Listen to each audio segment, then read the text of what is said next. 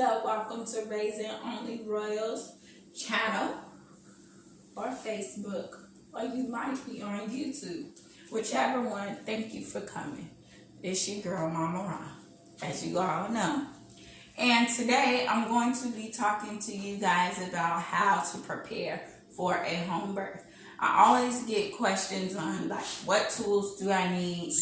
How do I prepare for it? What are you using? And they also want to know, a lot of you want to know what it looks like. So today I'm about 1 day, literally 1 day away from my home birth. So I'll be completely 40 weeks starting tomorrow. So we're going to do a natural induction starting tomorrow. But I just wanted you guys to see how I prepare for my home birth and go through step by step what I have, why I have it, and how to use each of the things here. So we're going to try to make this short and sweet and to the point, but it's a lot of valuable information. So first we're going to start off here. We have our towels. So as you see, I got some old towels. And the reason why you want to make sure you got some old towels is because you're going to be bleeding everywhere. You might want to throw away the towels. So after you, so these towels are for like when you are giving, after you give birth, to collect the baby, to wrap you up, you know, anything like that. And then you want a couple cleaning towels, face towels, in case you are throwing up or anything like that. You're sweating, you could use a towel for an ice pack or anything like that. So you want to have some towels, some throwaway towels, if you so choose. I forgot my sheets, but also you want to have a set of sheets that you don't mind getting bloody, that you can throw away for when you're postpartum. Okay, so postpartum is basically after birth. So after birth, you're going to be bleeding out. So that's a natural thing. So you want to make sure you have a nice set of throwaway towels. Now we're going to go to our herbs and our little spigot here. We have this nice glass mason jar. I'm going to have to give it another steaming. But we have this jar for our mother's brew, or what they call Midwife's brew. And so I make my own. And then what this tea does, it helps with electrolytes. It helps you to stay hydrated, but it also helps with the afterbirth, the postpartum. So we're going to be using red raspberry. Let's just go here. So right here we have spearmint. Spearmint is very good for calming the nerves and dealing with the nervous system. We have peony, which is good for the womb and reproductive system. Right here we have Damiana, and Damiana is also good for repairing and restoring the womb and the reproductive system. Right here we have some red clover, which is good for the blood, giving you vitamins and nutrients that you're going to need after the birth, because it takes a lot to have a baby. You want to make sure you're nutrient rich. And then I don't know why this is here, but this should have been my red raspberry. So we're going to toss this away. That was wild yams. Wild yams is good for steroids and bulking up, making you bulky and nice and thick and chunky. So we'll use that another time. But that should have been my red raspberry. So I'm going to have to bring that out as well. And then here we have our rose petals. Now rose petals are also great for the yoni steam. We have our lavender here and our shepherd's purse. Shepherd's purse is very good for after you give birth, because this right here is a lifesaver. If you were to hemorrhage, and all hemorrhage means is to bleed out. If you're bleeding out too much or something like that, this shepherd's purse is a lifesaver. And it also helps you with producing milk afterwards. So this is a really wonderful herb to keep around for emergencies.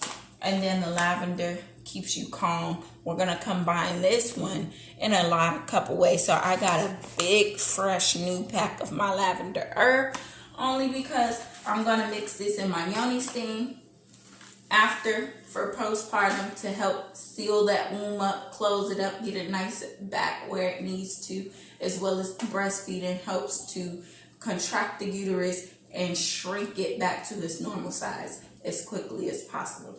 This lavender is going to also help you combat with nausea. It's going to help you fight off pain, and it's going to help you with calming your nerves and circulation during birth, after birth, and during the postpartum phase when you're steaming your yoni and things like that. And also, lastly, for the placenta. So this is my baby. So we're going to be doing a lotus first. So this is also important for that. And then we're going to use that in a combination with rosemary. Rosemary and lavender helps to preserve the placenta. So that's how we're going to use that. And I'll do a separate video to show you guys how I do my lotus birth preparation and during the next 4 days after the baby is born. So that's that. And then lastly, well, not lastly, because I got a couple more things I want to show you. I have my handy dandy lavender Epsom salt. Now what this is going to do is help me with the yoni steam, and also when I am able to take a bath to help soothe my muscles, because you guys know, if you never had birth before, then you don't know. But for the mothers who have already done this, your body starts to ache. It's a lot of pressure. It's a lot of muscle tension because of the weight of carrying the baby and just the labor intensity on the body. So we're going to use this to soak our muscles and soothe it, as well as to help us steam and get all of that in there and help shrink. That salt helps to shrink the uterus as well. Now you're not going to put it in there. You're just going to steam. Okay? And you can also do what's called a sitz bath. I'll also do a video on how to make your own home sitz bath as well, using your lavender, some of the other herbs that I mentioned, and your rose petals. So take a good look at that.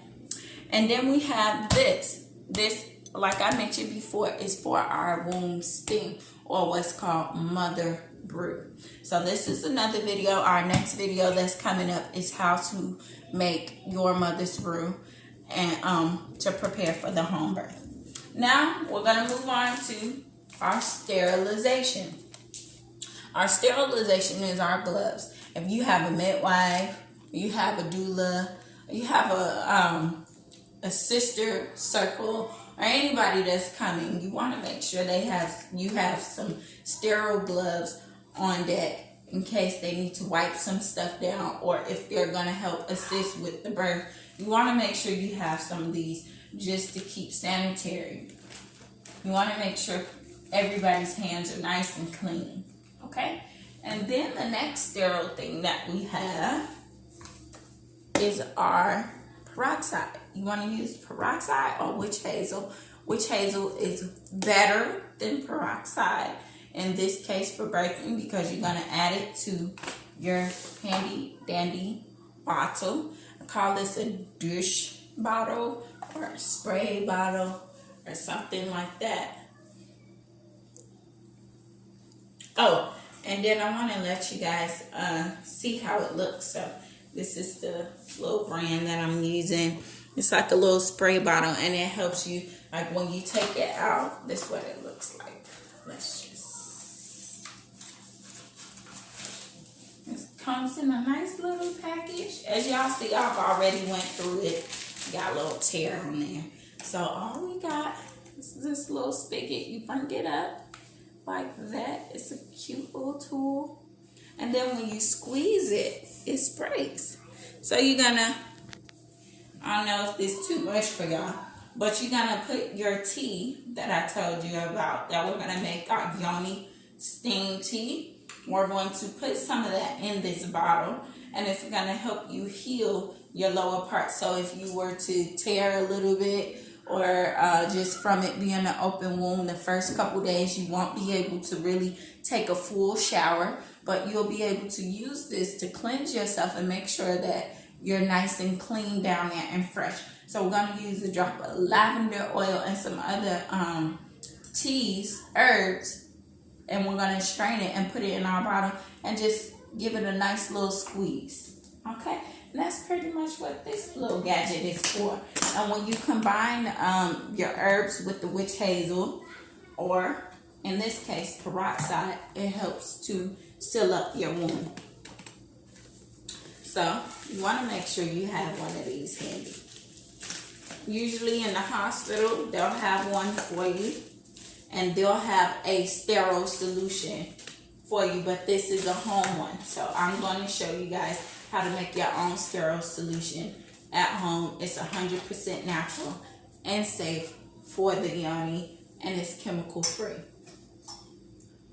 So, as I mentioned, peroxide or witch hazel. Then, of course, we need our essential oils. I believe I took the lavender out to use on the babies.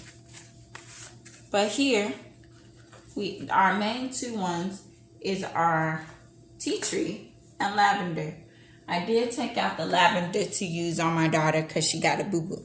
But we're going to use our tea tree oil and our lavender oil in some of these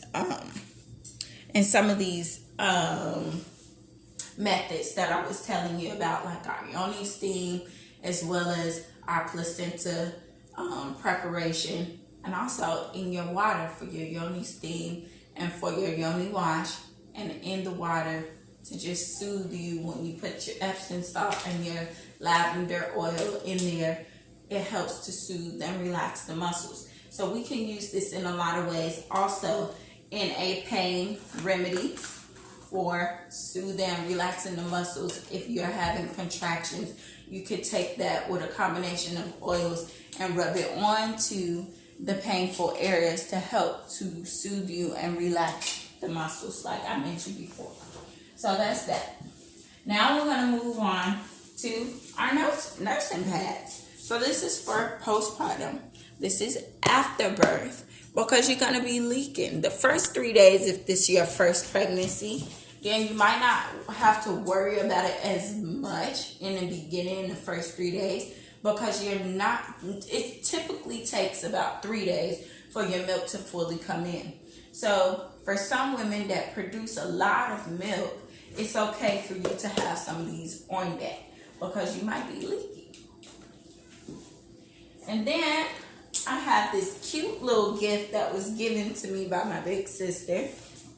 It's a cute little robe and swaddle for the baby with a headband set. Now, you don't have to have this, but if you have a robe available, that would be perfect, because after birth, whether you having company or midwife or anybody that's coming, you want to cover up, you want to feel comfortable, you want to, kind of preserve your lady parts. If you feel comfortable, hey, do it out.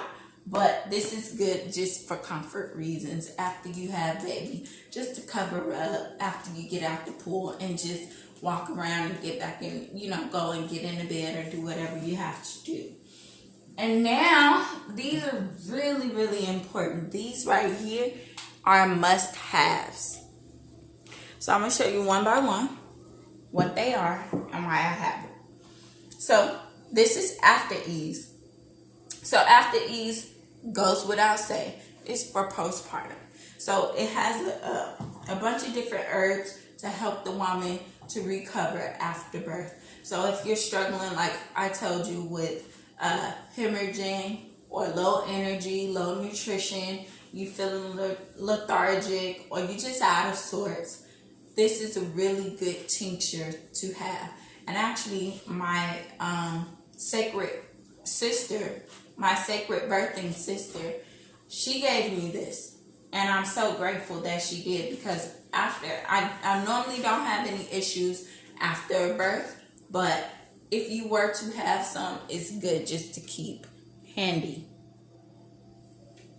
Right? And then we have our black cohosh. Now, I must put a disclaimer out there. I'm not a licensed midwife, nor am I a doctor. These are things that I do for myself. So I choose to take these natural remedies or these natural herbs and implement them into my lifestyle. And I'm okay. I'm alive. But if you are looking for a midwife, a doctor, a physician, that's not here. I'm just choosing to share with you what I do for myself in my own right to do so. So before I encourage you, I'm not going to encourage you to use it. I'm going to recommend that you ask your midwife or you ask your physician or whoever you subscribe to ask them about using this before you try to use any of the herbs that I suggested. So right here is our black cohosh, and this is what I'm going to use to naturally induce my labor starting tomorrow. And this is a very powerful and strong herb. So you don't want to overdo it. You want to make sure you know what you're doing and how to do it in small doses, because it does bring on contractions.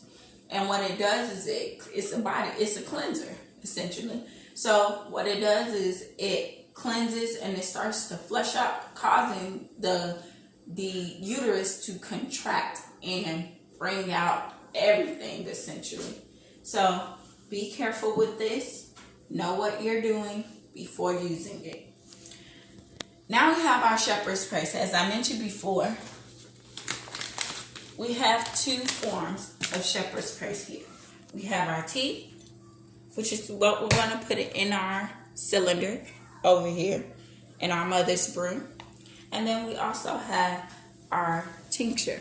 Our tincture is way more potent than the herb, so I want to make sure that I have this on deck specifically after birth in case I'm bleeding out too much. I want to catch it right away. I want to make sure that I'm not bleeding out too much and I don't have to be transferred to the hospital. So I'm going to make sure that I take this even if I don't need it. I'm going to take a little bit of it just to prevent me from over bleeding out. Okay? So that's that. So those are that. And now I'm going to get up. I'm going to walk over to the other side. All right. And we have our shea butter. Our shea butter is to, like we mentioned before, to add our lavender oil and different things so that we can apply it to the belly if we're having any kind of aches, bruises, soreness. We're going to add our oils to that. And then I forgot to put my oils for the massaging of the vagina. And we can use grapeseed or olive oil or coconut oil, which is a more water-based oil. And you can massage the area down there to open up the womb. You can start that process a month prior to. But we're going to have that on deck just so baby can slide on out if you need it. Now we're going to have our cute little diaper and some little baby wipes to kind of cleanse baby after she or he comes out. My baby is a girl, but for you, she or he. And then we have our little baby kit with all the things that we're going to need. But mostly, it's this little syringe here to get the snot, blood, excess mucus out of her nose, her ears, and make sure you can wipe with those towels, with the white towel. Make sure you have cotton towels. Do not use anything with dye or color in it. You want to make sure that you're using all natural towels. So use preferably white cotton to wipe baby eyes or anything like that. And then make sure you have this handy. So cute little nail clips, brush, comb, all that good stuff. But we won't need all of it. We'll mainly need the syringe. So we're gonna put that over there and keep that sterile. Now, this might be a bit much for some, but we have an adult diaper-like thing, which is like some postpartum underwear. So this is important for postpartum because you're going to be bleeding out. For mommies, you're going to be starting your period essentially after giving birth, and you want to make sure that you have something to cover your whole bottom to catch all of that excess blood, and make sure you have your sheets available in case it's a lot of blood that you cannot keep up with. But this helps to protect it and keep everything inside of this nice little thingy here, inside your nice little diaper. And then I have some pads. I don't know where they went, but they were definitely on this table. Oh, here we go. And we have some all-natural cotton pads. Now, when you are coming off from giving labor into your postpartum, you want to make sure you have cotton pads. Cotton, because you're going to be open. You don't want to have anything with chemicals in it because you don't want to allow your body to be open and sensitive or vulnerable to infections. So make sure you have all natural cotton pads. These are going to go inside of your adult panties, and this is going to catch all of the excess blood. So make sure that you have some natural cotton pads. I'm going to stress that again. All natural cotton pads. It doesn't have to be this specific brand. Make sure you have some available. And also remember to just treat your body well. When we use natural products, we're showing our bodies love and care. So make sure you're doing that. Now, we have our chucks. These are going to go on the bed for after birth, postpartum. So after postpartum, actually you can use this if you decide not to do a water birth and you decide to just do a home birth. You can give birth on the bed if you choose, or the floor, and it'll cover the area that you're giving birth, that you're deciding to give birth in. And you can put a tarp down with some of these chucks. And then after postpartum, after birth, which is the postpartum phase, you're going to line your bed with all of these nice little blue chucks. They have some washable ones, but I chose the throwaway because it's easier for me to just collect it, put it in the trash can, and move on with my life. So make sure you have some of those available. Now, we have our placenta care. So you want to have a bowl, essentially a big bowl to go under here, which we do have available. And you want to make sure you have a stainless steel strainer. This is going to be for the placenta. When a placenta comes out, because I'm doing a lotus birth, the placenta is going to come in here, and I have my cheesecloth, and I'm going to line it into my strainer. After I cleanse it, I'm going to then hold it, put the cheesecloth on there, and then that's what we're going to wrap the placenta in after we put our preserves on there, like I mentioned before, our lavender and rosemary. So look forward for that video on how to do that. But this is what we're going to use for the placenta care. Now over here, you want to make sure you have some soap available. The soap is for whoever is assisting you. You want nice, clean, sterile hands because their hands are going to be all over you. It's going to be on the baby. It's going to be down there maybe. They're going to be touching you. You want to make sure that your hands are nice and sterile and clean. So make sure you have some soap available for whoever is helping you. And then we have some standing wipes, some bacteria, disinfectant wipes to clean off any surfaces that we may need, as well as our cleaning solution. It was here. I got babies, so somebody probably snatched it up to put it somewhere. But I have an all-natural home-based cleansing solution to help wipe down areas. And then we have our birthing plan. You want to make sure your birthing plan is on deck for whoever is coming to assist you. Whether that's just you and your partner, or it's you and a party, a sister team, or you, your midwife. You want to make sure you have your birthing plan available. And this birthing plan is important because it gives everybody an idea of what you want, why you want it, who does what, and who does what when. So it gives everybody a chance to be on the same page with mommy. Because mommy is the most important person in this because she's the one that's giving birth. You want to make sure that mommy feels confident, that you feel confident and supported in your birth. So it's okay. So it's important that you make sure that you have your birthing plan available. Now, lastly, we have our baby scale. I'm so proud of this thing, y'all. I'm just really proud of it. This is to weigh baby. This goes without saying. So we basically are going to, when baby comes out, we want to measure baby. We want to write down the time. We want to write down the day.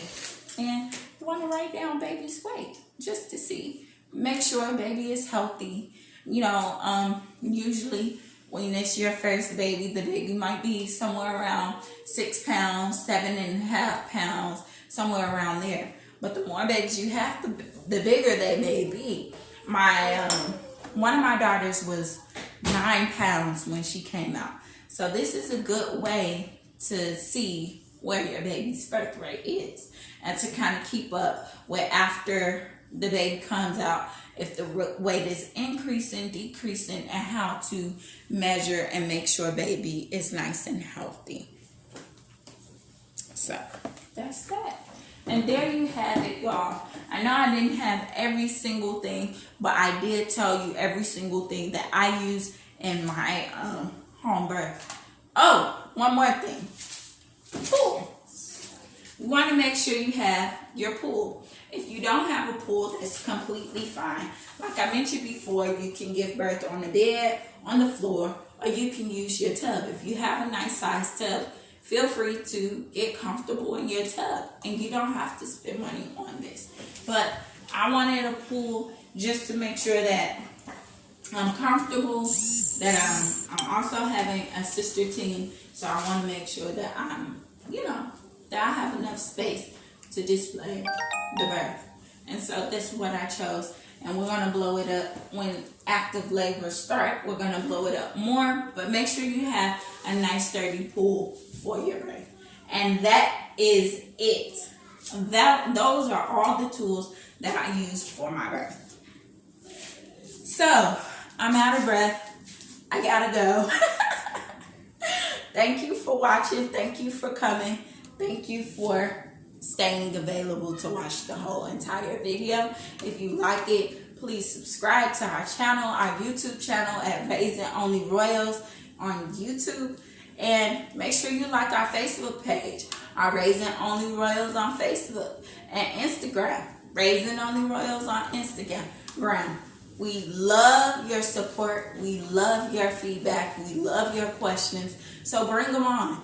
This is what this channel is for, to inform you, give you information, and help you raise your little royal. So, again, thank you for coming. We love you abundantly, and we'll see you again in the next video.